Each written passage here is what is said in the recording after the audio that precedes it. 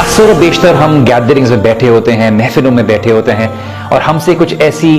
باتیں ہو جاتی ہیں، کچھ ایسی حرکتیں ہو جاتی ہیں جو ہو سکتا ہے ہمارے لیے گناہ کا سبب یا اللہ سبحانہ تعالیٰ کے سامنے پکڑ کا سبب بنے۔ اس لیے اللہ کے رسول صلی اللہ علیہ وسلم نے ہمیں مجلس کا کفارہ بتایا کہ جو بھی شخص مجلس ختم ہونے پر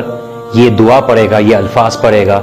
اس محفل کے گناہ اس کے معاف ہو جائیں گے، اور وہ اس طرح سے اٹھے گا جیسے اس گناہ سے، اس غلطی سے وہ پاک ہے، کہ یا اللہ تیری ذات ہی پاک ہے، تو ہی ہے تمام ثنا اور حمد اور تعریف اور شکر کے لائق۔ میں اس بات کی گواہی دیتا ہوں، میں اس بات کی شہادت دیتا ہوں کہ یا اللہ تیرے سوا کوئی بھی میرے نفع و نقصان کا مالک نہیں ہے، اور یا اللہ میں تجھ سے اپنے گناہوں کی مغفرت طلب کرتا ہوں اور تیری طرف رجوع کرتا ہوں، تیری طرف ہی پلٹتا ہوں۔ اس الفاظ کے ساتھ جب آپ کی ہر